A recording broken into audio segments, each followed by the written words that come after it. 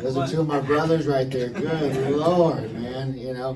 I can tell y'all, JoJo Diaz took us into camp with us, and he helped groom him into what he is, showing him how to fight on his side. I watched JoJo put it on him in there, and they bang back and forth. So I think it will be an amazing fight, and I would support it 100% because I think JoJo is a great test to try to. Eric, get the contract. And JoJo, before you leave, I know this is about Kid Awesome, but I just want to say how proud I am. We've spent months back and forth talking, and I've watched your journey, and I've listened to your journey. But to be back with your team, your girl, your family, and the team that really truly loves you and believes in you, look, man, stay on top. Thank you. Congratulations, bro. Mental health is a big deal, man. I've seen Kid. I talked about it in the press conference. He lived in our apartment attached to our gym for a year and a half.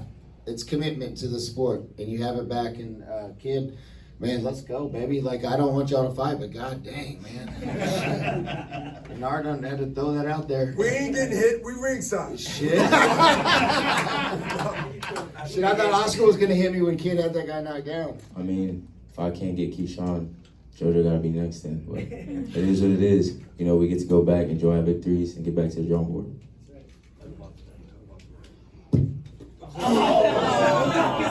Yeah, now we gotta get new teeth. Okay, y'all gonna edit that out. No, but tonight, it was a good night. I got to face adversity my first time. Well, I wouldn't say adversity because it's boxing. It's my first cut, and it's bound to happen. You still gotta fight through it. If you don't, you're in the wrong sport. I would like to give my hat off to Haskell Rhodes, tough guy.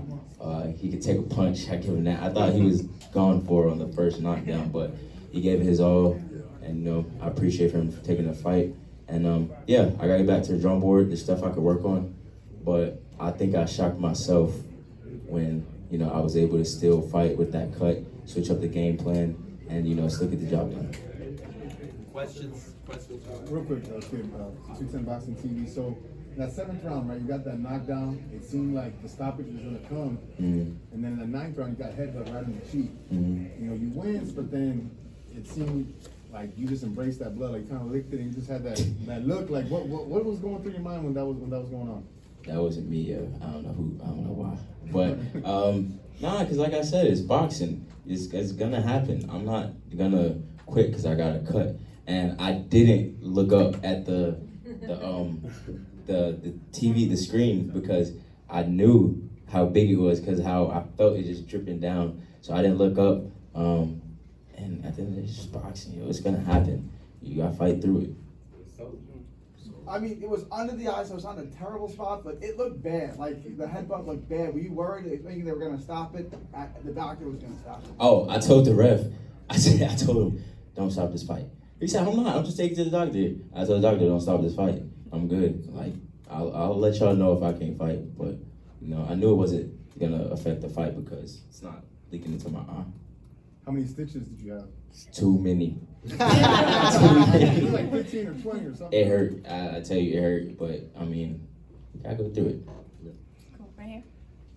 Listen, we've seen you fight here. We know how good you are. We've seen the talent. What I think we saw tonight that we hadn't seen before was you in a position where you had to put on a show. 48 hours ago, there was those same fans disappointed in a show they were looking forward to, and you came out and you had fan work. You erupted people. That moment when you came out and they thought we were going to stop it, I thought they were going to stop it too, and you erupted the crowd based off of just your willingness to fight. Was that something you came in knowing that there was a pressure on you to basically send fans home happy? No, I came in, just coming in to get out that ring, say, make it back to my team. But at the end of the day, you got to give the fans what they paid for. All these people, they could have said, Virgil's not fighting, I'm not going to go. But the people that paid their hard-earned money to still come, they got to get a show at the end of the day. And we're not going to stop this fight just because I got a scratch. And you did that. Yes, sir. I just want to add something. That's a credit to him and his team, and not just the training team, the promotional, everybody, because this happens in boxing. It happens, and you got to be ready to step up. And this kid, he puts in the work. You guys guys all seen his Instagram. Follow him on Instagram. Yes. But you guys see him, you know, he puts in the hard work and he's always in the gym and he's always working. And these opportunities come, you know, and you've got to snatch them. You've got to take advantage of them. And I am very, very thankful, like Bernard said, to Oscar, our team at Golden Boy, pushing through the zone for helping us and allowing us to do the show, because it could have been a big letdown. You know, the Virgil fight with Stanionis was a hell of a fight. You know, everybody marked it on their calendar. But then you got to see a little bit of the young talent. You know, it's the future of boxing.